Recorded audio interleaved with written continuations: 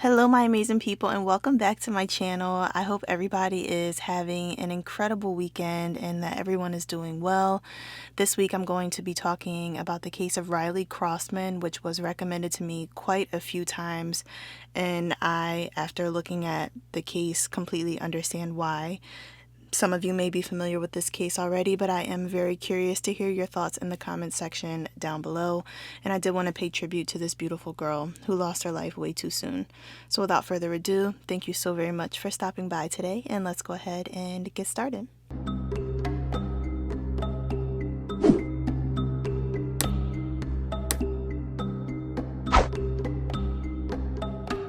Riley Crossman was born on December 22nd, 2003 in Martinsburg, West Virginia, to her parents Chantel and Lance. And growing up, she always had really good relationships with both of them. Their relationship with each other ended up not working out, so Riley would kind of divide her time as she got older between her mom and her dad. But at the time of this case, she was living with her mom and would go and visit her dad at different times. Now, Riley was a beautiful girl. She was a very talented dancer. She could sing, and this girl loved to laugh. She had this contagious laugh that would make everybody in the room crack up whenever she would start laughing, and she was loved by so many people. Where she lived was a very tiny town. This is called Berkeley Springs, West Virginia.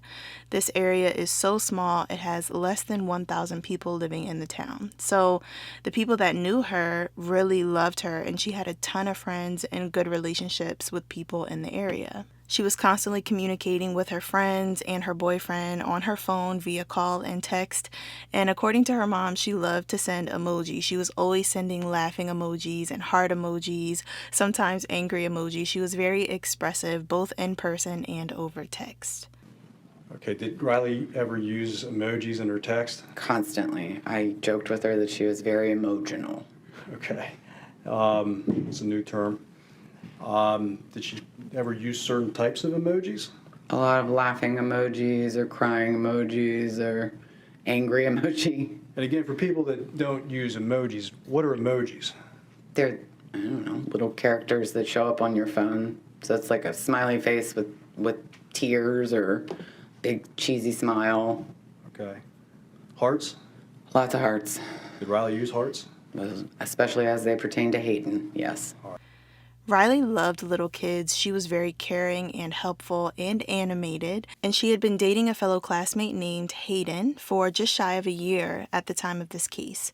This relationship made Riley so happy.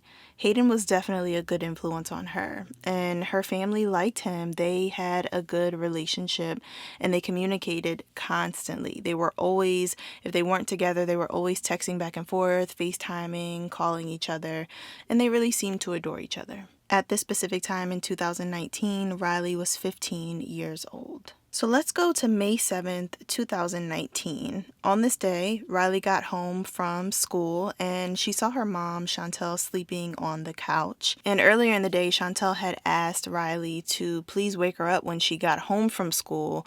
So of course, Riley did so that her mom could go ahead and get ready for her second job. She was working quite a bit around this time, so she had to get ready and leave for her evening shift. When her mom left, Riley's grandmother was still present in the house for a little while longer before her grandmother also left. And Chantel ended up getting home between 10 and 10:30 p.m., at which time she didn't actually check in on Riley. She saw that Riley's door was shut and her light was on, and she just assumed that she was in her room relaxing. So Chantel ended up falling asleep. She had been working quite a bit around this time, so she ended up just going straight to bed. The next day, Chantel woke up to find that Riley was not in the house, but she actually didn't worry because around this time, even though it was earlier than Riley would typically have to be at school, it wasn't uncommon for Riley to like to go early to socialize with her classmates before classes actually started. So when Chantel didn't see her in the house that morning, she didn't worry. But while she's at work and going throughout her day around 5 p.m., Chantel was actually notified from the school that Riley had been absent from class that day. And obviously, she was a little concerned, but she kind of just assumed that her daughter was playing hooky from class and being a typical teenager. But Riley's grandma became especially concerned when Riley hadn't come home after school around the normal time that she would make her way home. So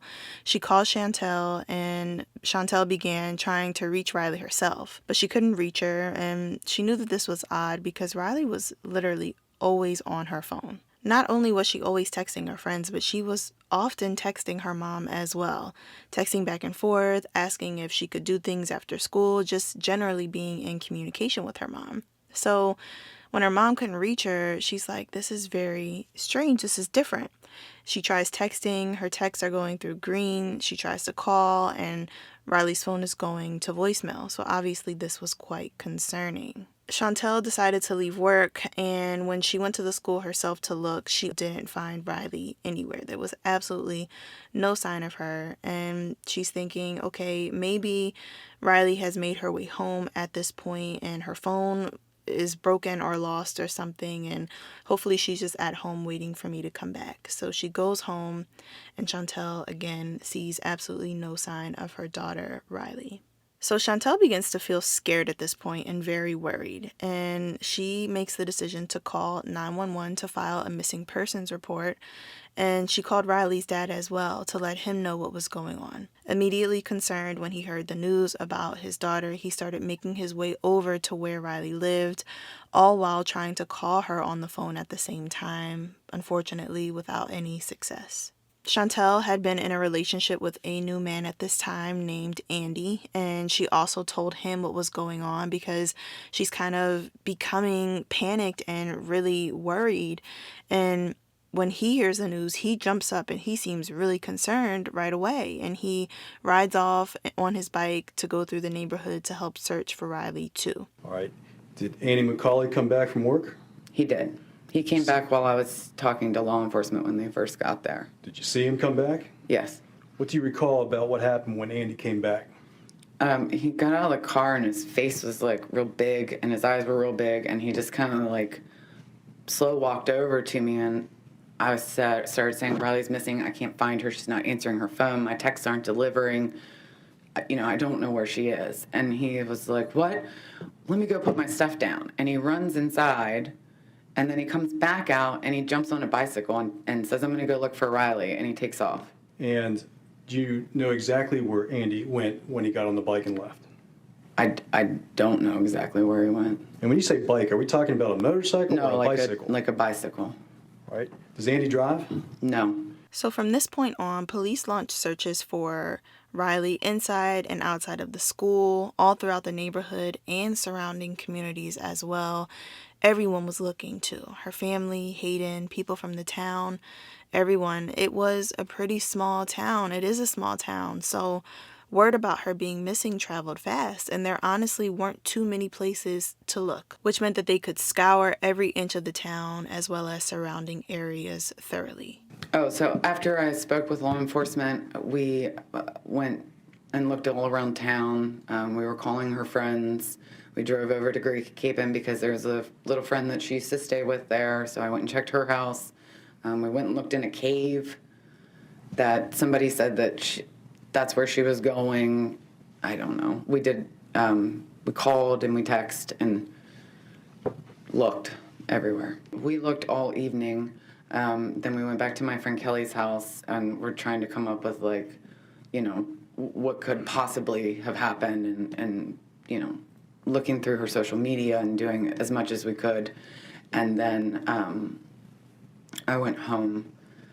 It was around midnight or later. I was on the phone with Riley's dad, and he said, did you check the high school? And I mean, I did, but I didn't, like, thoroughly check every nook and cranny. So I took my dog and I walked the path that she would have walked, checking, like, there's a stream there and there's tall grass. So I was checking all of that to see if, like, maybe she fell on her way to school and she's laying there, or maybe she got into a fist fight and she's laying there, or, I mean, she wasn't really a fighter, but Okay. whatever. I mean, any scenario could come up with. So I looked at the whole high school, and then I finally came back and I took a shower and then I sat in my bed for a few hours looking through social media. All hands were on deck in the search efforts, including the Department of Homeland Security, the FBI, and agencies from multiple states. In addition to the search, of course, an investigation was also started, beginning with a search of Riley's home and her belongings. They also wanted to begin having conversations with those closest to her to start ruling out any persons of interest. When police went in to search her bedroom, they found really small drops of blood on her bed and her pillow. The blood came back forensically to be a match to Riley's DNA, and this obviously was an immediate concern. This implied that whatever happened to her happened in her home and potentially at the hands of someone close to her. Something odd also was that her glasses were found in her room by the police, which she couldn't see without, so it began to look like she hadn't left the house on her own, that foul play had potentially happened to her.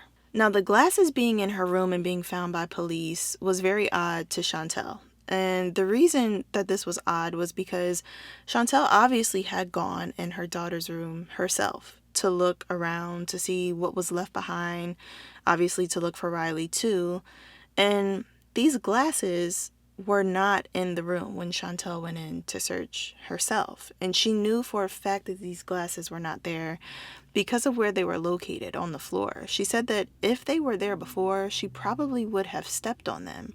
So it appeared that after Chantel went in to search herself, someone had come in Riley's room to plant the glasses back there. Well, her book bag is there. That was not there when I walked in that morning. And her glasses were absolutely not sitting there. I would have stepped on them. But of course, Riley's mom, Chantel, and her dad were cleared pretty quickly. They both spoke with police and were ruled out as suspects or persons of interest. And the police began to narrow their sights on a specific person from nearly the beginning, actually. And this was Andy, Chantel's boyfriend. When they first spoke with him, he told police that he was at work the entire day that Riley disappeared. He worked in construction, actually, and it was quite normal for him to be gone most of the day, to leave in the morning and come back in the evening. And it seemed like this could be a good alibi, but of course, police wanted to double check to make sure that everything checked out. So they decided to speak with his employer and his coworkers, who were able to jog their memory from that day. The coworkers were able to think back, and they said that this day in particular actually stood out in their minds because Andy did something that was out of the ordinary on this day. After Andy and a couple of his coworkers arrived at the job site where they were working, he actually took the truck and left the site. And this truck was not his truck. It was actually a work truck. It belonged to the company. So this was odd. And it was odd for a couple of reasons. Number one, Andy never drove this truck. His coworker usually did. And his coworker would usually pick him up in this truck in the morning. And the second thing that made this very unusual was the fact that Andy didn't have a driver's license in the first place to be driving anywhere. But nevertheless, he takes the truck this day and he tells his coworkers that he has to meet someone quick and that he will be right back. In total, Andy ended up being absent from his job site from 9 a.m. to 2 p.m. And the coworkers told the police all of this information. So with this tip in mind, police decided it would be a good idea to try to corroborate, to try to check some cameras around the town and see if they could find his driving path on that day. This is a tiny town, so they knew that they had a few key locations that it would be smart to check. Not surprisingly, they saw that Andy drove around the town this day, making a couple stops along the way, and they followed his path to use for potential search locations for Riley.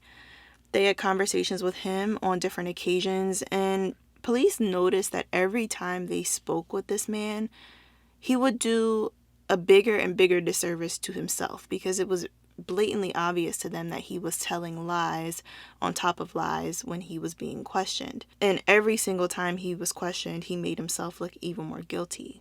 So police knew that they had to figure out why. They knew that something sinister was going on here and that Andy knew more than he was letting on. Police found and thought that it was very odd that Andy had made phone calls to Riley's cell phone the night before she disappeared between 3 and 4 a.m. on May 7th.